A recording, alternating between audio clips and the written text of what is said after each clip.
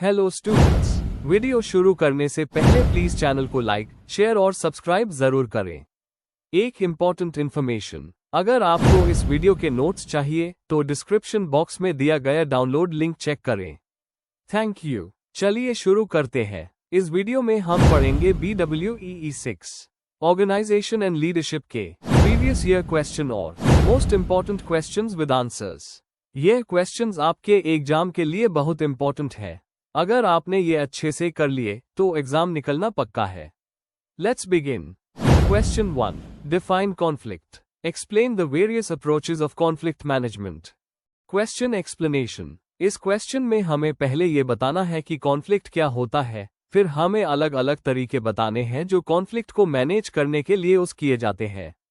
Answer में definition, जरूरत हो टू टाइप्स और कॉन्फ्लिक्ट मैनेजमेंट के अप्रोचेस होनी चाहिए।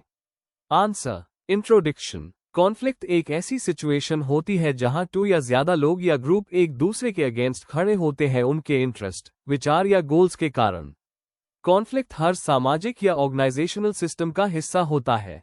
यह मिसअंडरस्टैंडिंग, कंपटीशन या रिसोर्स की कमी के वजह से हो सकता है। कॉन्फ्लिक्ट को समझना और सही तरीके से हैंडल करना बहुत जरूरी है। कॉन्फ्लिक्ट मैनेजमेंट UNHI तरीकों का सेट है जिससे प्रॉब्लम्स का सॉल्यूशन निकल कर सबको सेटिस्फाई किया जा सके। Main body. 1. डेफिनेशन और कॉन्फ्लिक्ट के टाइप्स। कॉन्फ्लिक्ट का मतलब है जब एक व्यक्ति या ग्रुप को लगता है कि दूसरा व्यक्ति उसके किसी इंपॉर्टेंट चीज को नेगेटिवली अफेक्ट कर रहा है। कॉन्फ्लिक्ट अलग अलग लेवल पर हो सकता है। व्यक्ति के अंदर इंट्रापर्सनल, 2 लोगों के बीच इंटरपर्सनल, ग्रुप्स के बीच इंटरग्रुप या ग्रुप के अंदर इंट्राग्रुप। कॉन्फ्लिक्ट के प्रमुख टाइप्स। टास्क कॉन्फ्लिक्ट, काम के गोल्स या टास्क्स पर disagreement. Relationship conflict, personal issues और इमोशनल डिफरेंसेस। प्रोसेस कॉन्फ्लिक्ट, काम करने के तरीके पर डिसएग्रीमेंट। 2. कॉन्फ्लिक्ट मैनेजमेंट की इंपॉर्टेंस। अगर कॉन्फ्लिक्ट का सही तरीके से हल नहीं निकला गया तो ये टेंशन और प्रोडक्टिविटी लॉस का रीजन बन सकता है। लेकिन अगर कॉन्फ्लिक्ट को सही से मैनेज किया जाए तो नए सॉल्यूशंस और क्रिएटिविटी निकल कर आते हैं। इसलिए कॉन्फ्लिक्ट से भागने के बजाय उससे सही तरीके से डील करना चाहिए। 3. कॉन्फ्लिक्ट मैनेजमेंट के अप्रोचेस। कॉन्फ्लिक्ट को हैंडल करने के कुछ कॉमन अप्रोचेस होते हैं जो असर्टिवनेस और कोऑपरेटिवनेस पर बेस होते हैं। अवॉइडिंग, ना ज्यादा असर्टिव ना कोऑपरेटिव। कॉन्फ्लिक्ट से बचने या डिले करने की कोशिश की जाती है। छोटी प्रॉब्लम्स के लिए थिक है लेकिन ज्यादा उस करना हार्मफुल हो सकता है। B. अकोमोडेटिंग, कम असर्टिव ज्यादा कोऑपरेटिव। एक व्यक्ति दूसरे की बात मान लेता है। रिलेशनशिप सेफ रहता है लेकिन फ्रस्ट्रेशन भी हो सकता है। C. कंपीटिंग, ज्यादा असर्टिव कम कोऑपरेटिव। अपना इंटरेस्ट पुश किया जाता है बिना दूसरे का सोचे। अर्जेंट सिचुएशंस में यूजफुल पर रिलेशनशिप बिगाड़ सकता है। D. कॉम्प्रोमाइजिंग, दोनों मॉडरेट। दोनों पार्टीज थोड़ा गिव अप करते हैं और एक मिडिल ग्राउंड निकलते हैं। जब क्विक सोल्यूशन चाहिए तब काम आता है। A. कोलैबोरेटिंग, ज्यादा असर्टिव और कोऑपरेटिव। दोनों पार्टीज मिलके विन विन सोल्यूशन ढूंढती है। सबसे इफेक्टिव लेकिन टाइम कंज्यूमिंग होता है। 4. थियरी और practical application. Thomas Kilmann conflict mode. यह मॉडल बताता है कि किस स्टाइल का यूज किस सिचुएशन में होना चाहिए, असर्टिवनेस और कोऑपरेशन के बेस पर। Case study. एक SHG में लीडरशिप को लेकर 2 मेंबर्स में कॉन्फ्लिक्ट था जिसे कोलैबोरेशन से सॉल्व किया गया और शेयर्ड लीडरशिप मॉडल लाया गया। Practical tips. Communication training, empathy और मीडिएशन जैसे टूल्स से कॉन्फ्लिक्ट हैंडलिंग और बेहतर हो सकती है। कंक्लूजन। कॉन्फ्लिक्ट एक नेचुरल चीज है और अगर इसे सही तरीके से हैंडल किया जाए तो पॉजिटिव रिजल्ट्स मिलते हैं। हर सिचुएशन के हिसाब से अलग अप्रोच चाहिए होती है, कभी अवॉइडिंग, कभी collaborating. Effective conflict management relationships और प्रोडक्टिविटी दोनों के लिए जरूरी है। अगर आपको इस वीडियो के नोट्स चाहिए तो डिस्क्रिप्शन बॉक्स में दिए गए डाउनलोड लिंक को जरूर चेक करें। Thank you. Let's see the next question. Question 2. What is leadership? Discuss the formal and informal methods of leadership training. Question explanation. इस क्वेश्चन में पहले हमें लीडरशिप का मतलब बताना है। उसके बाद फॉर्मल और इनफॉर्मल लीडरशिप ट्रेनिंग मेथड्स को डिटेल में एक्सप्लेन करना है। ये बताना होगा कि ये दोनों मेथड्स कैसे काम करते हैं और उनके एग्जाम्पल्स भी देने होंगे। आंसर। इंट्रोडक्शन। लीडरशिप का मतलब होता है दूसरों को इन्फ्लुएंस करना, गाइड करना और इंस्पायर करना ताकि एक कॉमन गोल अचीव किया जा सके। लीडर टीम को डायरेक्शन देता है, मोटिवेट करता है और मैनेज करता है। डेवलपमेंट फील्ड में इफेक्टिव लीडरशिप चेंज लाने के लिए जरूरी होती है। लीडरशिप ट्रेनिंग फॉर्मल या इनफॉर्मल तरीके से दी जा सकती है, जो लीडरशिप क्वालिटीज डेवलप करने में मदद करती है। Main body. 1. लीडरशिप को समझना। लीडरशिप सिर्फ पावर का पोजीशन नहीं होती, बल्कि जिम्मेदारी, कम्युनिकेशन और मोटिवेशन का प्रोसेस होती है। इसमें डिसीजन लेना, गोल सेट करना, कॉन्फ्लिक्ट्स रिजॉल्व करना और टीम कोऑर्डिनेट करना शामिल होता है। एक अच्छा लीडर सिचुएशन के हिसाब से एडजस्ट करता है और दूसरों को ग्रो करने के लिए इंस्पायर करता है। 2. फॉर्मल लीडरशिप ट्रेनिंग के तरीके। ये एक स्ट्रक्चर्ड और प्लान्ड प्रोसेस होती है जो किसी इंस्टीट्यूशन या एक्सपर्ट के थ्रू दी जाती है। वर्कशॉप्स और सेमिनार्स एक्सपर्ट्स के द्वारा कंडक्ट किए जाते हैं जहां लीडरशिप स्किल्स सिखाई जाती है। एग्जाम्पल, एनजीओ एसएचजी लीडर्स के लिए ट्रेनिंग ऑर्गेनाइज करते हैं। क्लासरूम ट्रेनिंग यूनिवर्सिटी या ट्रेनिंग सेंटर्स के द्वारा दिया जाता है। थियोरेटिकल कॉन्सेप्ट्स, रोल प्ले और केस स्टडीज इसमें होते हैं। एग्जाम्पल, इग्नू के लीडरशिप और डेवलपमेंट के डिप्लोमा कोर्सेस। मेंटरिंग और कोचिंग, एक एक्सपीरियंस्ड लीडर दूसरे को पर्सनली गाइड करता है। लीडरशिप एथिक्स, बिहेवियर और परफॉर्मेंस पर फोकस होता है। ऑनलाइन कोर्सेज और सर्टिफिकेशंस, फ्लेक्सिबल और एक्सेसिबल मेथड है। कोर्सेरा या एनपीटीईएल जैसे प्लेटफॉर्म्स लीडरशिप के मॉड्यूल्स ऑफर करते हैं। 3. इनफॉर्मल लीडरशिप ट्रेनिंग के तरीके। ये अनस्ट्रक्चर्ड और प्रैक्टिकल लर्निंग मेथड्स होते हैं। ऑन द जॉब लर्निंग, काम करते करते लीडरशिप स्किल्स डेवलप होती है। एग्जाम्पल, एसएचजी की कोई वुमन लीडर अपने डेली कामों से लीडरशिप सीखती है। पेयर लर्निंग, अपने साथियों से सीखना या ऑब्जर्व करना। कम्युनिटी मीटिंग्स और ग्रासरूट्स ग्रुप्स में ये कॉमन होता है। Community participation, local events, meetings में शामिल होकर लीडरशिप रोल में नेचुरली ग्रो किया जा सकता है। ट्रेडिशनल विजडम और रोल मॉडल्स, घर के बड़ों, कम्युनिटी के लीडर्स या सक्सेसफुल लोगों से ऑब्जर्व करके लीडरशिप ट्रेट्स सीखने मिलते हैं। 4. कंपैरिजन और रेलेवेंस, फॉर्मल मेथड्स में स्ट्रक्चर्ड और डिटेल्ड लर्निंग होती है लेकिन कभी कभी एक्सपीरियंस की कमी होती है। Informal methods real life practical learning देती है लेकिन थियोरेटिकल बेस कम होता है। दोनों का कॉम्बिनेशन एक कंप्लीट और इफेक्टिव लीडर बनाने के लिए जरूरी है, स्पेशली रूरल या कम्युनिटी लेवल पर। कंक्लूजन, लीडरशिप किसी भी डेवलपमेंट प्रोसेस में बहुत इंपॉर्टेंट रोल प्ले करती है।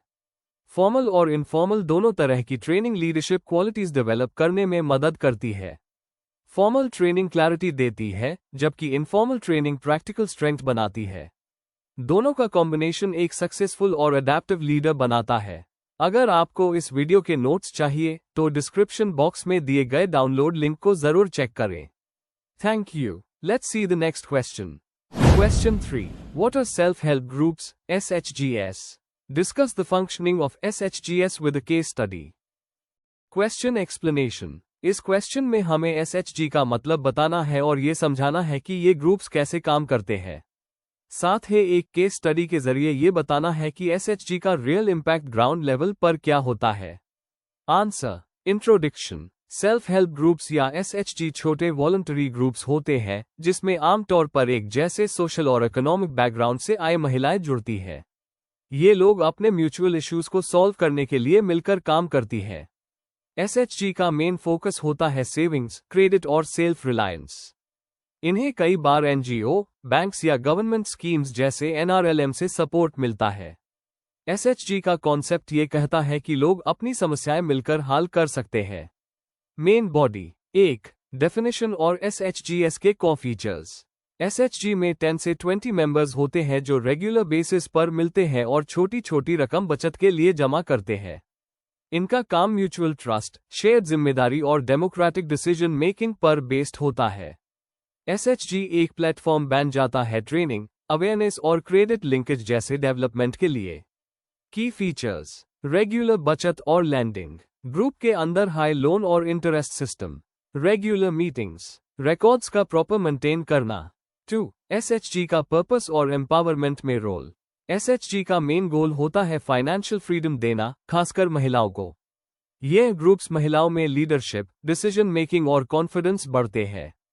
SHG से महिलाओं को ट्रेनिंग और माइक्रो एंटरप्राइज का मौका मिलता है। एग्जाम्पल, जो महिलाएं पहले पब्लिक में बोलने से घबराती थी, आज वो ग्रुप मीटिंग्स चलाती है, बैंक से लोन नेगोशिएट करती है और पंचायत इलेक्शंस तक लड़ती है। 3. SHG का काम करने का तरीका। Savings and credit. हर मेंबर हर महीने एक फिक्स्ड अमाउंट जमा करता है, फिर ये पैसा किसी मेंबर को लोन के रूप में दिया जाता है।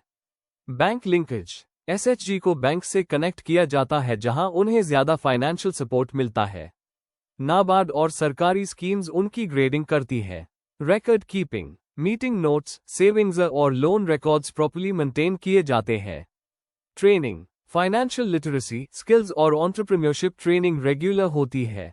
4. Case study. कुदुम्बश्री, केरला। कुदुम्बश्री केरला सरकार का एक SHG मॉडल है जिसमें हजारों महिलाएं जुड़कर माइक्रो फाइनेंस, फार्मिंग और छोटी बिजनेसेस चलाती है।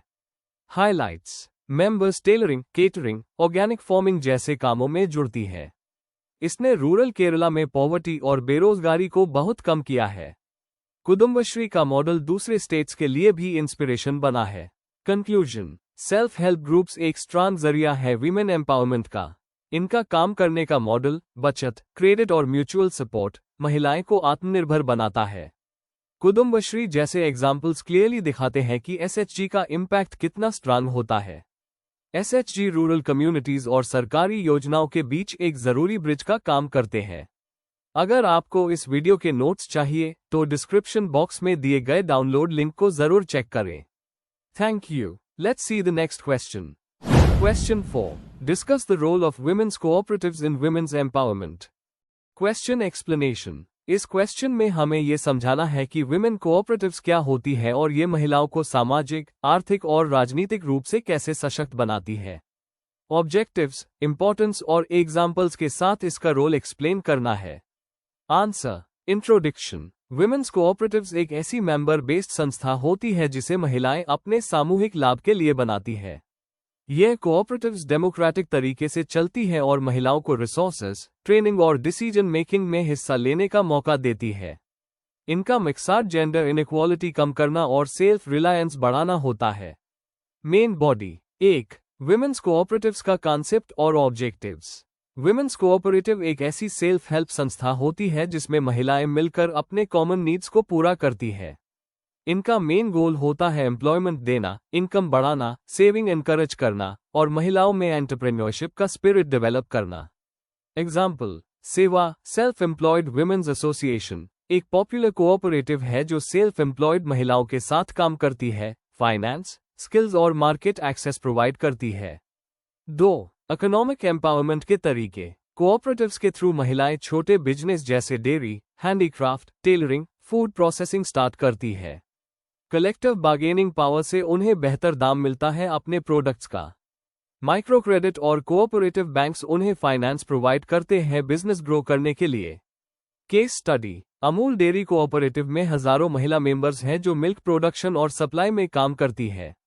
इससे उनकी इनकम भी बढ़ती है और फाइनेंशियल इंडिपेंडेंस भी मिलती है। 3. सोशल एम्पावरमेंट और कैपेसिटी बिल्डिंग। कोऑपरेटिव्स महिलाओं में सेल्फ कॉन्फिडेंस, लीडरशिप और डिसीजन मेकिंग स्किल्स डेवलप करती है। हेल्थ, एजुकेशन, लीगल राइट्स जैसे टॉपिक्स पर अवेयरनेस भी देती है। ट्रेनिंग प्रोग्राम्स उन्हें टेक्निकल और मैनेजरियल स्किल्स सिखाते हैं। एग्जाम्पल, केरला की कुदुम्बश्री एक वीमेन सेंट्रिक इनिशिएटिव है जिसमें कोऑपरेटिव्स के थ्रू लाखों महिलाएं एम्पावर हुई है। 4. चैलेंजेस और आगे का रास्ता। कोऑपरेटिव्स को कई चैलेंजेस फेस करने पड़ते हैं जैसे मार्केट एक्सेस की कमी, फंडिंग इश्यूज और गवर्नमेंट डिलेज। पॉलिसीज और कैपेसिटी बिल्डिंग सपोर्ट की जरूरत है जो स्पेसिफिकली विमेन कोऑपरेटिव्स के लिए हो। डिजिटल टूल्स और बेटर इंफ्रास्ट्रक्चर से इनका इम्पैक्ट और ज्यादा बढ़ाया जा सकता है। कंक्लूजन। विमेन कोऑपरेटिव्स महिलाओं के लिए एक स्ट्रॉन्ग एम्पावरमेंट का जरिया है। ये उनकी इनकम बढ़ाने के साथ उनका सामाजिक और राजनीतिक दर्जा भी ऊपर उठाता है। अगर ट्रेनिंग, फंडिंग और पॉलिसी सपोर्ट दिया जाए तो ये और ज्यादा इम्पैक्टफुल हो सकती है। विमेन कोऑपरेटिव्स में इन्वेस्ट करना जेंडर इक्वालिटी की तरफ एक स्ट्रॉन्ग स्टेप है। Before we end, please like, share and subscribe the channel for more such study materials and one important information अगर आपको नोट्स चाहिए तो डिस्क्रिप्शन बॉक्स में डाउनलोड लिंक दिया हुआ है, जरूर चेक करें। Thank you.